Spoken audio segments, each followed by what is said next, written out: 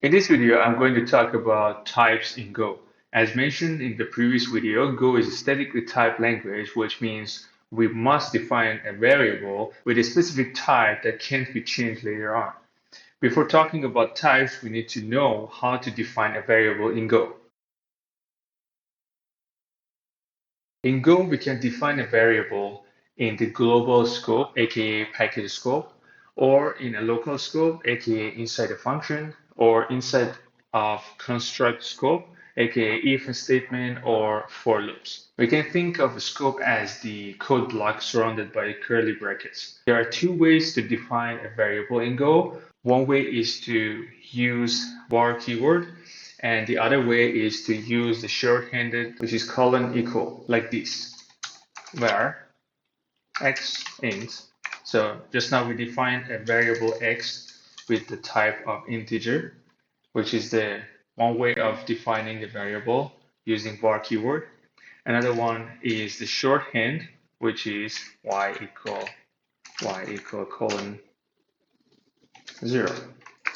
So this is shorthand. Note that we can only use colon equal inside the function, while the var keyword can be used both inside and outside of the function. Using var, we can specify the type, but it's optional, while using the colon equal will detect its type automatically at the compile time. In Go, if we don't set any initial value to a variable, Go will assign a 0 value of the type to it by default. In this example, x is an integer, and the 0 value of an integer is 0.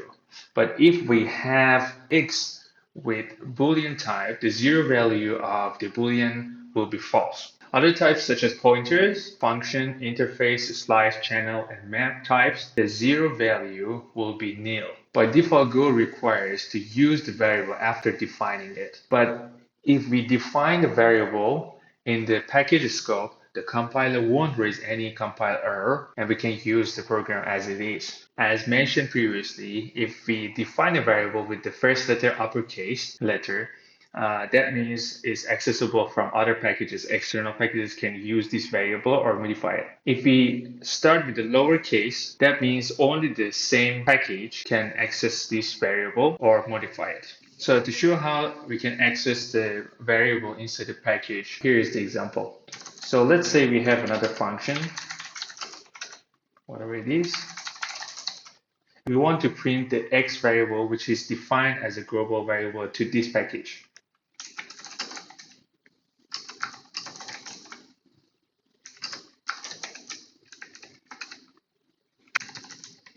And we're going to call this function. And let me let this print. So if we run this program right now, we can see that this new function can access the global variable, which is x. Okay, go around main.go. As you can see, it's going to complain about the y variable that we define, but we never use it. As I mentioned earlier, Go is very sensitive about this. If we define a variable, we need to use it. And the y variable, as you can see, is defined inside a function. So it's not defined as a global variable. If it was defined as a global variable, we never get the error on the compile time.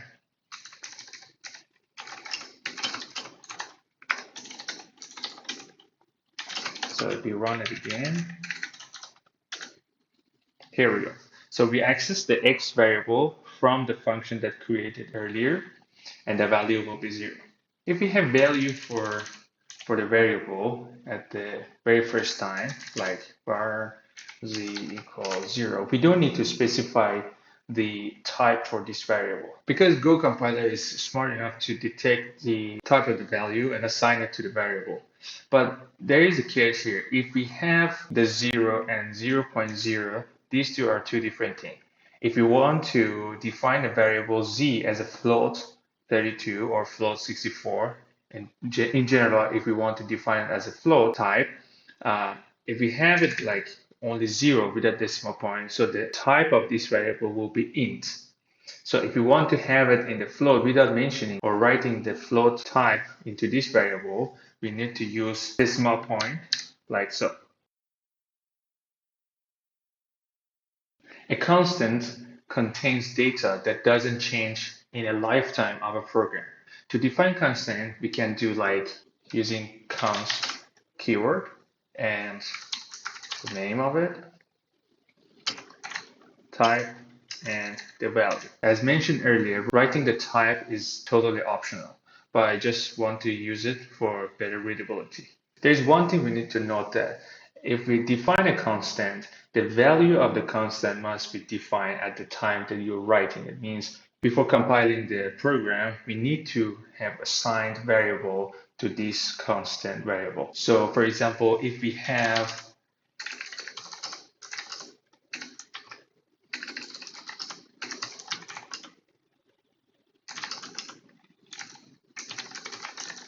this as constant, we're going to get compile error because the pi number function we're going to execute at the runtime there is no value assigned to the get number constant at the compile time. Also note that constant only allow the use of Boolean, integer, float, complex, and string types. We also can group constant and variables which usually are used to declare globally. So we can have it like const, open parentheses, and close the parentheses after defining all the constants. So we are grouping these constant variables like so. Same for variables. We can do the same for variables.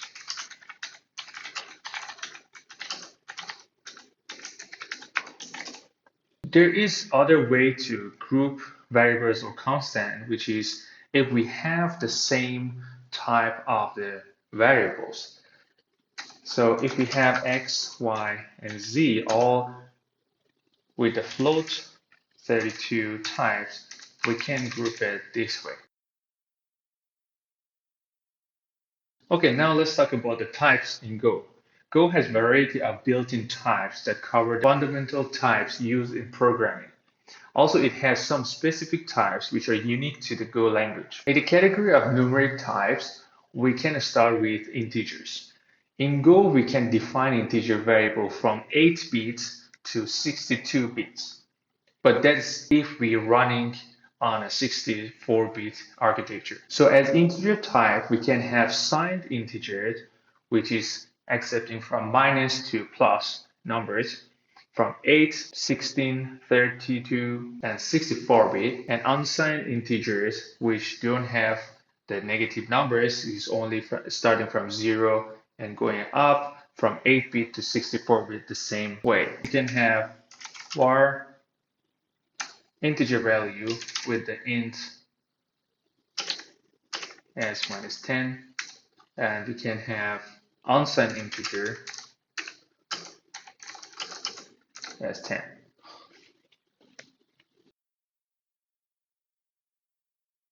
Unsigned integer pointer, which is a built-in unsigned integer type in Go that is used to represent a pointer value as an unsigned integer. Unsigned integer pointers is an integer representation of a memory address. The size of the unsigned integer pointer is the platform specific, meaning if we are running on the 64-bit operating system, 64-bit will allocate it to this type to be large enough to hold the value of any pointer to data or function in memory. It might be a little bit confusing, but that's okay because this type is often used in low-level programming and system programming where the manipulation of the pointers as integer values is necessary. Also note that manipulation of a pointer considered unsafe and can lead to weird behavior or the program will crash if not used carefully. Floats are designed to store numeric values with a decimal point which can be 32 or 64 bits. To define float variables like any other types, we can start with var I float 32 and assign the value. Or we can have 64 bit.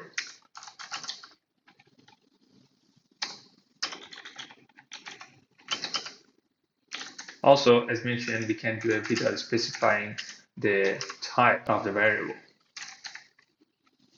In this example, the compiler will choose 32 or 64-bit for this variable based on the operating system architecture. That means if we are running on a 64-bit operating system, the type of this variable will be float64. It's better to specify the type for the float in case later we need to do some calculation on two float variables so we don't get into trouble. Here is an example. If we have var mem float 32 equal 2.0 and we have var add mem equal to 100. All right. And we want to print out the total available memory. All right. So now let's run this program.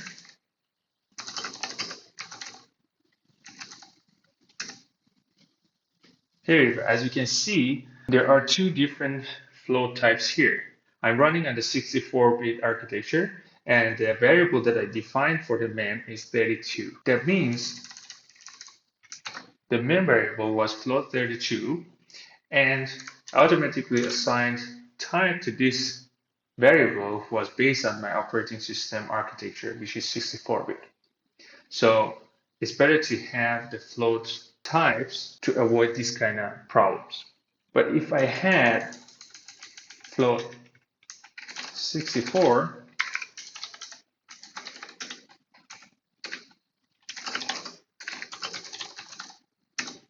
now everything is fine. So this is going to work fine on your 64-bit system. But if we export this program on another operating system architecture, which is 32-bit, for example, it may cause you a lot of headaches because the type that is assigned to the add mem variable is going to be platform specific. All right. So you may ask why we don't have float 16 in Golang. That's because it's not a widely used or a standardized format. Also, Float 64, known as half precision. Float 16 has one advantage that has less memory allocation. And also, it can increase the calculation speed for certain mathematical operations. When we define a variable with float64, we allocate 64-bit on the memory, even if we just set the variable of 10.0. And the only disadvantage of float16 is its limited precision and not being supported by all hardware natively. So Golang prefers to support the widely used and standardized floating point formats such as Float32 and Float64, which are well supported by most hardware and provided a good balance between precision and performance.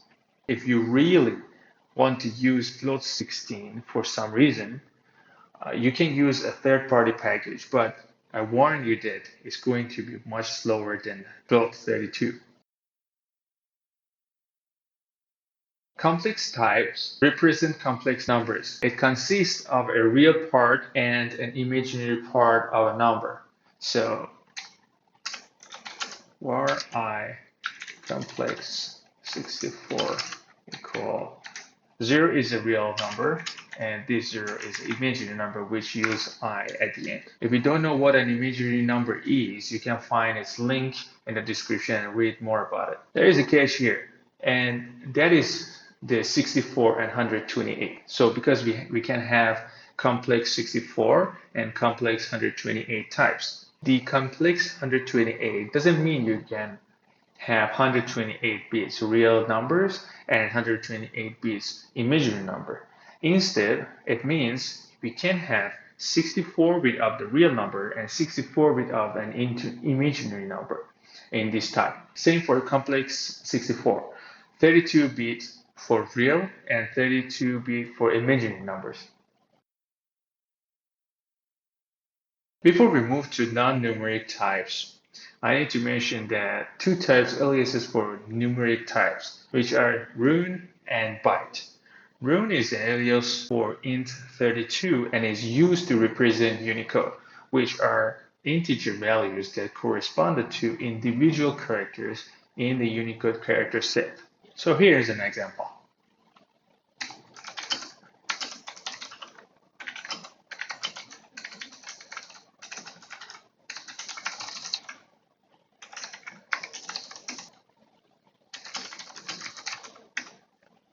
As you can see, the output is 65. That means the letter uppercase A is representing with the decimal number of 65, and Rune is only store the Unicode character set. So as mentioned that Rune is the alias to int32. That means we cannot use anything more than 32-bit. So here is next int 32. So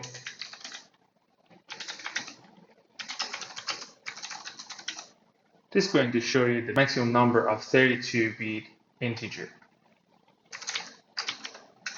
So if you go back here and we try to add some value to it, you will see that it's going to complain about the overflows. So that means you're adding some number that is more than capability of this type to hold on, which is 32-bit. As mentioned also, Rune is alias to integer 32-bit. I never mentioned is it signed or unsigned, so that means it's a sign. That means we can have the negative numbers, as you can see. So what is byte? Byte, in another hand, is an alias of unsigned 8-bit integer and is commonly used to represent raw bytes of data, such as binary files, network packages, or strings. So here is an example.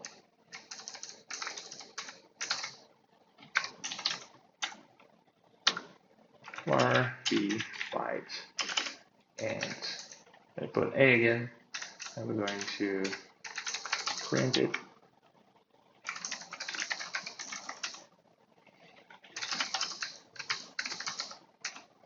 As you can see, it's going to work.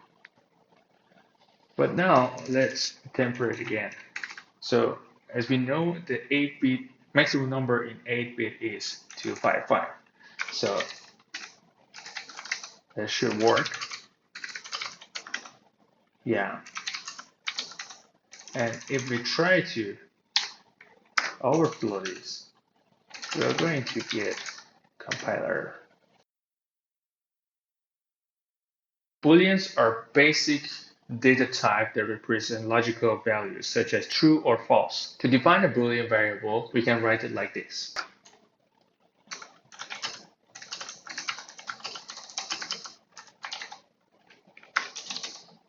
Boolean variables are often used in control structures such as if statements, for loops, or switch statements.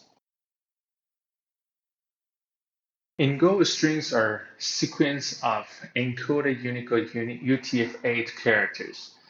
In other words, the string is a slice of bytes. We can define a string with double quote like this. Var, name of the variable, type of the string, and hello.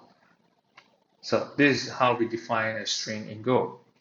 If we don't assign any value to a string type variable, the zero value of the string will be an empty string.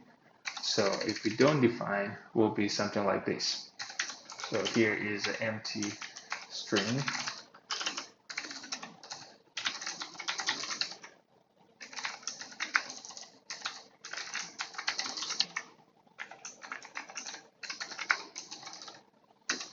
So now we can see the difference. As you can see. So there is the empty string here that we cannot see. Also, there is another way to assign a variable, assign a value to a string, which is a raw string using backticks. So we can have our string raw as a type of string. And here we go, backtick. And we can say hello. And then world. So let's print this.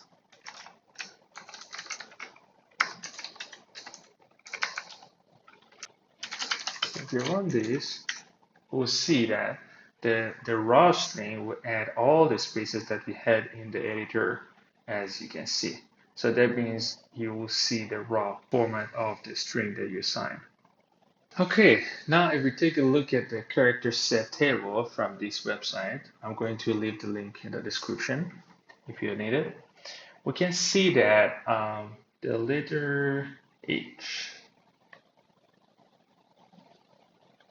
the letter H is defined as 72 in decimal value. While we convert this string to slice of the bytes, we must see the decimal value of the character, which starts with 72, which is the uppercase H letter. This is exactly how a string are stored in the memory. So let's try this. Let's say we have byte string and going to have the string convert to the bytes and we're going to print the byte string variable. If we run it, we can see the number 72 is the first letter, which is representing of the uppercase H letter.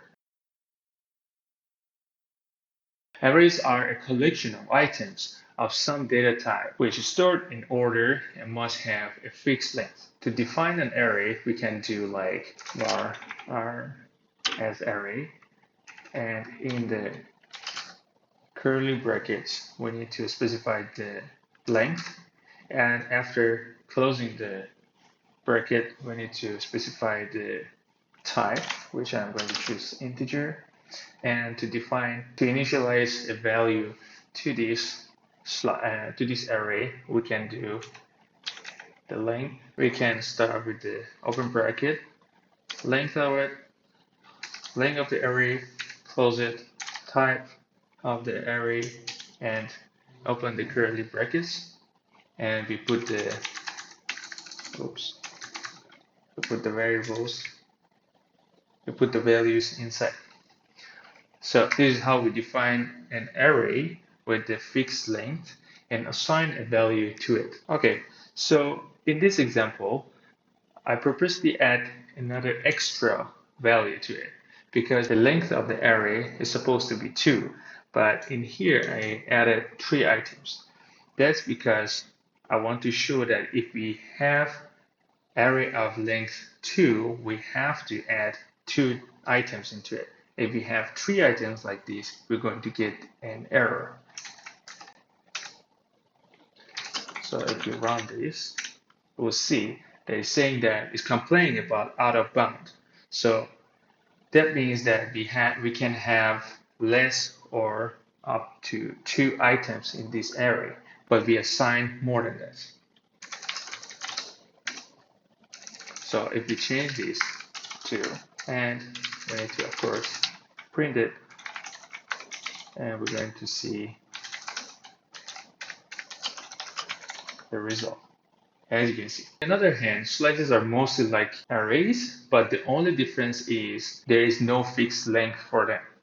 So if you want to define a slice,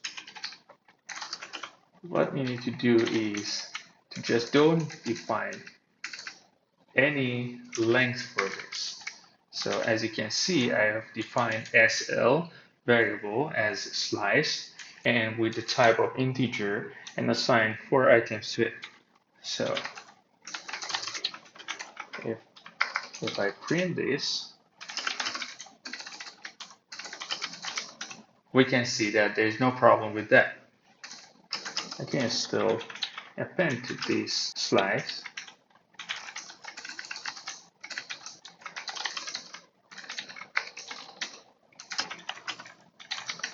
And we don't get any error here.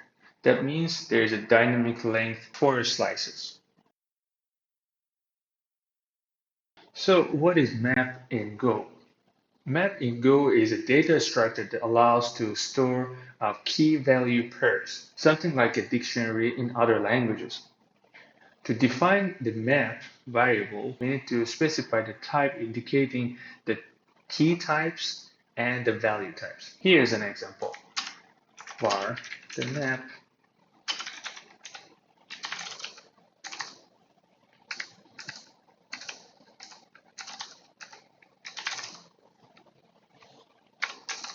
this is how we define a map variable, but this doesn't initialize any value to it. We need to use make function to assign the 0 value of this. We have map, we call make. And then inside this, we are going to use the same type as we defined earlier. Okay, so now we assign the 0 value of the map to this variable. Unlike arrays and slices, maps store values unordered. So if you change this key to string and the value to integer, and same for this,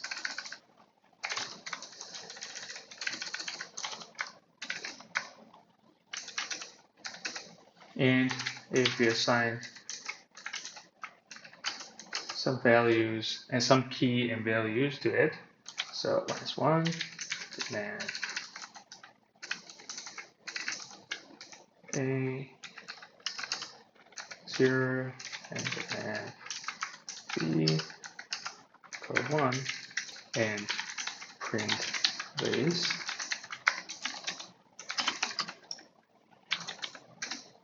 We can see that D is not in the order that we add.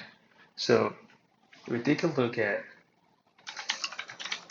this code, that we add the Z value at the first and following A and B. But in the output, we got A first, second B, and the last Z.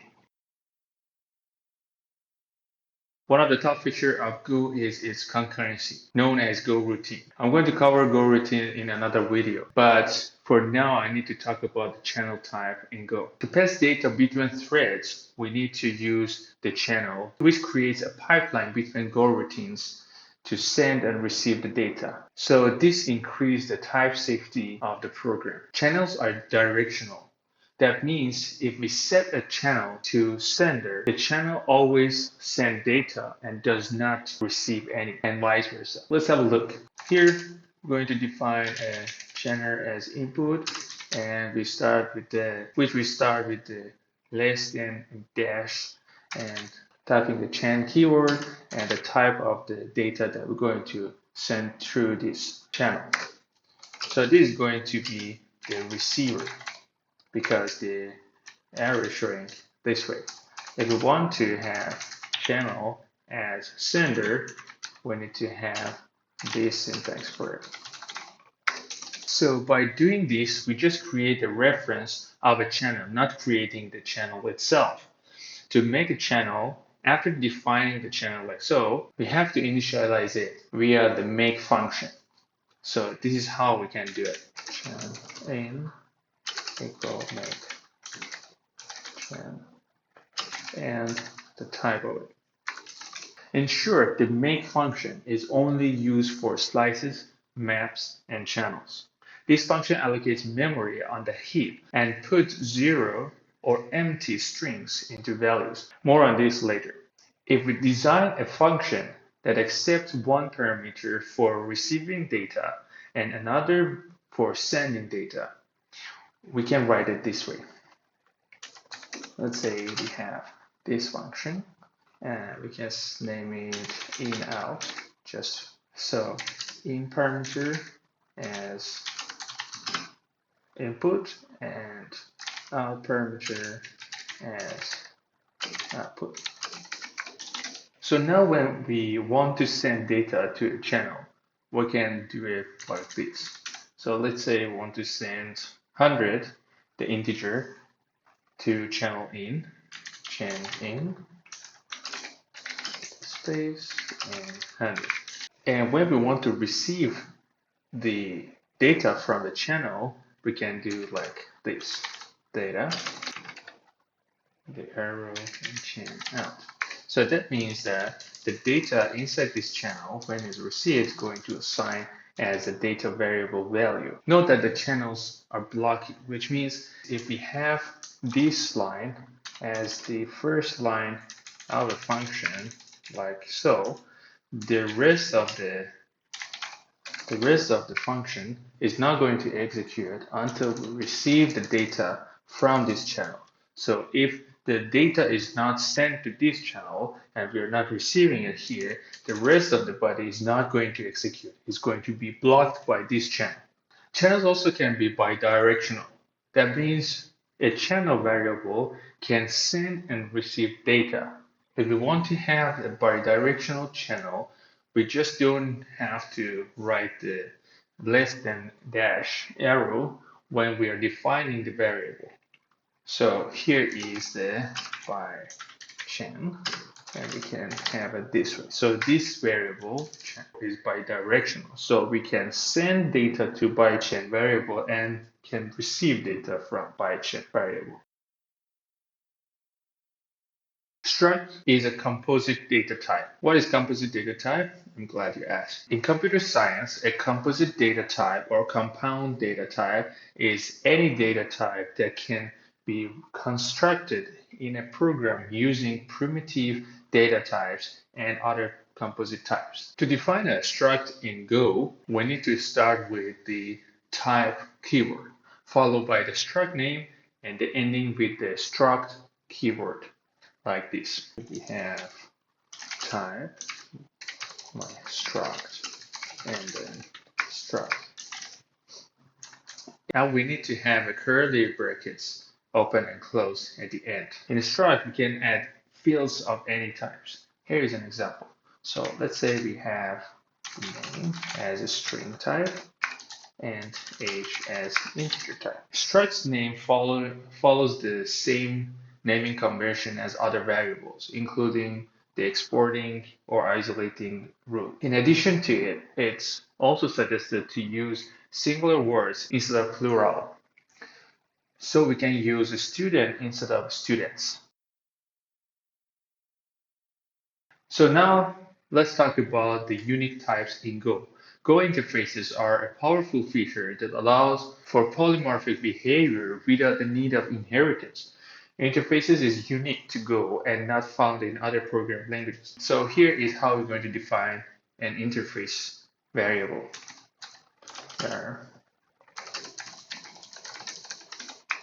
So the var, the name of the variable, and interface keyword, and we need to have open and close curly brackets. So what is polymorphic behavior? Basically, polymorphism allows different types of objects to be treated as if they are the same type, as long as they share certain common properties or behavior. In object-oriented programming, polymorphism is often achieved through inheritance and interfaces. For example, if multiple classes share the same behavior, they can all inherit from a common superclass or implement a shared interface, and then be treated polymorphically. In Go, polymorphism is achieved through the use of interfaces, which allows objects of different types to be treated as if they implement a common set of methods or behaviors. This makes it possible to write functions and methods that operate on objects of different types, as long as those objects implemented in the same interface. And at the end, we have the error type. The error type is a built-in interface that is commonly used in Go code. The error interface has a single function, which is error, that returns a string value. Go doesn't support the try-catch block for error handling. Instead, when something is going wrong, it returns an error. Also, when there is no error, the nil will return instead. So what is nil? Some people think that nil in Go is equivalent to null in other programming languages, but it doesn't.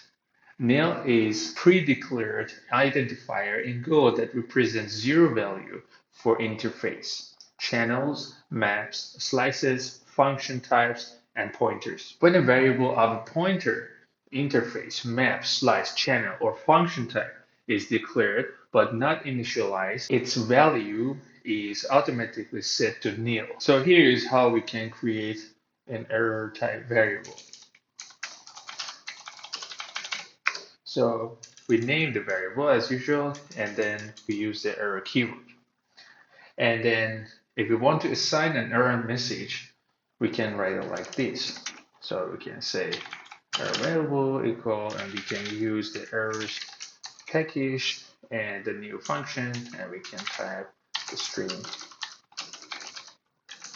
as you can see. Also, we can print this since this one is going to return the string value. So as you can see, both packages are imported to this file, which is errors package and font package, because we're going to print it out.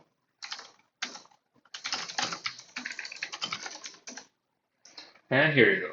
We got the message already. So that was all for this video, and thanks for watching.